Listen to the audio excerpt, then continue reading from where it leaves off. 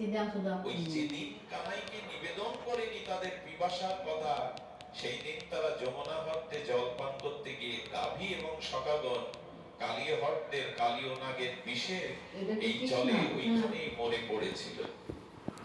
ভগবান টিকাকারগণ বলছেন, এই দেখো, ভগবানকে নিবেদন না করে, ভগবানকে সমর্পণ না করে যে কর্ম করা হয়, এই বিকর্মের ফল হয় পতন, স্খলন। সেই দিন ওরা গোবিন্দকে জানালে, কানাইকে জানালে কালিয়াবাগদের বিষাক্ত জল ওদের পান করতে দিত? ভগবান ওদের দিকে করুণা দৃষ্টি দিয়ে আবার তাদের প্রাণ সঞ্চার করলেন। টিকাকারগণ জানালেন, ভগবানকে, শাস্ত্রকে, মহাজনকে উপেক্ষা করে কাজ করতে যেও না, সেটা বিষময় হবে, সেটা পতন হবে। এই জন্য বিকর্মের পথে আজ আমরা চলতে স্বাধীন। আমি কারো অনুমতি নিয়ে চলবো নাকি, আমি কারো আদেশ নিয়ে চলবো নাকি? শাস্ত্র কি বলেছে আমার স্বভাবের সাথে তো মেলে না। এই জন্য এই বিকর্মের দ্বারা আমরা পতন ডেকে আনছি। বাকি থাকলো আরেকটি, কর্মের রহস্য বড় গহীন। কর্ম, বিকর্ম, অকর্ম। এই অকর্মটা কি? অকর্মটা হলো হনুমান এবং অর্জুন লক্ষ লক্ষ বীরদেরকে কুরুক্ষেত্রে বা লঙ্কা কাণ্ডে এদের হত্যা করলো, এদেরকে পরাজিত করে যুদ্ধে জয়ী হলো, রক্তের গঙ্গা বইয়ে দিল, অথচ অর্জুন হনুমানের কোনো পাপ লাগেনি। অথচ যে পূর্ণ ব্রহ্ম ভগবান রামচন্দ্র মর্যাদা পুরুষোত্তম, বিশ্বশ্রবা মুনি পুলস্ত ঋষির বংশধর, রাবণকে বধ করার কারণে তাকে অশ্বমেধ যজ্ঞ করতে হলো। এর রহস্য কি? অর্জুন ভগবানেরই আদেশে কুরুক্ষেত্রে তার গুরু, তার জ্যেষ্ঠজন প্রণম্যজনদের বধ করলেন, অর্জুনের কোনো পাপ নাই। হনুমান এত রাক্ষসদের বধ করলেন, কোনো পাপ নাই, অথচ রাবণ বধের দ্বারা রামচন্দ্র ভগবানকে অশ্বমেধ যজ্ঞ করতে হবে। কারণ কি? এর কারণ একটাই, অকর্ম মানে সমস্ত কর্মে ভগবান সমর্পিত হয়ে, ভগবান বা শাস্ত্রের নির্দেশে আদেশে যখন কর্মের ফল ত্যাগ করে শুধু ভগবান সন্তুষ্টির জন্য কর্ম করবেন, ভগবানকে অর্পণ করে কর্ম করবেন, তখন এই অকর্ম হবে। অর্থাৎ কর্ম করেও আপনি কর্মের ফল ভোক্তা নন। এটা একটা আশ্চর্য। গীতা এই জন্য সার্বভৌম শাস্ত্র কেন? গীতা বলছে তুমি কর্ম করেও কর্মের বন্ধনে আবদ্ধ হবে না, কর্মটা যদি যোগ হয়।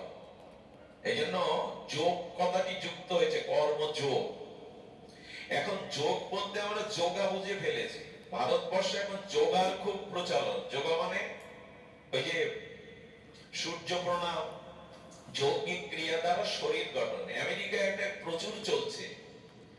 আমেরিকাতে এখন এটা ফ্যাশন হয়ে গেছে, বডি বা শরীর সুন্দর বা দেখানোর জন্য যোগ শিখছে, কিন্তু একে বলে যোগা, যোগাসন করছে। কিন্তু যোগের মূল উদ্দেশ্য কি? ভগবান যে গীতায় যোগ বলেছেন, এই যোগ উদ্দেশ্য শুধু শরীর গঠন না। হ্যাঁ, পাতঞ্জলি ঋষি বলেছেন শরীর হলো সাধনার মূল কেন্দ্র। শরীর সুস্থ না থাকলে ভজন সাধন করতে পারবে না। এই জন্য আসন, ধ্যান, প্রাণায়াম, প্রত্যাহার এগুলো করেছেন শরীর সুস্থের জন্য, কিন্তু মূল লক্ষ্য শরীর বলিষ্ঠ করা না, নিজেকে হিরো সাজানো না। যোগের মূল উদ্দেশ্যটা কি? যোগের মূল উদ্দেশ্য হলো ভগবানকে সমর্পিত করে ভগবানের সাথে যুক্ত হয়ে কর্ম করা। শ্রী ভগবানের সাথে যুক্ত হয়ে কর্ম করা, ভগবানের সাথে যুক্ত হয়ে সমর্পিত হয়ে কর্ম করার নামই হলো অকর্ম। কর্ম করলেন অথচ কর্মের কোনো ফল আপনাকে পেতে হলো না। এই রহস্যটা না বুঝলে কিন্তু কর্মচক্র থেকে আমাদের নিষ্কৃতি নাই। সুধীজন, ধ্যান দিন, কর্ম করেও কর্মের ফলাশক্তি না নিয়ে ভগবানের সমর্পণকৃত কর্মটাই অকর্ম। এই রহস্যটাই গোবিন্দ আমাদের জানাতে চেয়েছেন। নালে যুদ্ধক্ষেত্রে দাঁড়িয়ে কথা বলা যায়, তসমাৎ সর্বেষু কালেষু মমনশ্বর যুদ্ধ চ। কি রহস্য দেখুন ভগবানের। এ বাবা কথা বলো না, ওখানে কথা বলো না। আরে ডাকছি দাদা। কি বলছে দাদা? আসুন, আপনার জন্য আসুন, সমস্যা হয়ে যাবে না, তাড়াতাড়ি আসুন। আচ্ছা তো শুনুন, পরে আসে আমাদের দাদাজি ওর জন্য আসবে। আজকে 3 উত্তর পুরুষকে আমরা পেয়েছি, এটা আমাদের জন্য খুব বড় পাওয়া। 3 রত্ন আমাদের মাঝে। আমি আগেই তাদের স্মরণ করেছি, তাদের প্রতি কৃতজ্ঞতা পুষ্পাঞ্জলি দিয়েছি। আসুন আমরা মূল কথায় প্রবেশ করি। আচ্ছা, কর্ম করতে গিয়ে কি যুক্ত করতে হয়? মন যুক্ত না করে যদি আপনি এখন শ্রবণ করতে বসেন, গান শুনতে পাবেন। অবশ্য আজকাল একটা সমস্যা দেখা দিয়েছে, আমাদের সারা জীবন ধর্ম অনুশাসন ভজন না করে বৃদ্ধ বিদ্যাদের বলা হয় কানটা শুদ্ধ করে। সারা জীবন বিষয় কথা কানে ঢুকিয়েছো, এখন কান শুদ্ধ করো। কিন্তু কিছু মানুষ আছে ভাগবতে কান শুদ্ধ করার জন্য। তো কি শুনে কানটা শুদ্ধ করে এলাম। তো বিল নিয়েছে না পিছু আটটা কেমন দেখছেন হাস দিবেন সে কত সুন্দর করে টেকার তো বিল নিয়েছে। অনন্তকালের কামনা মনে জঞ্জাল হয়েছে, মোট শুদ্ধের জন্যই ভগবান।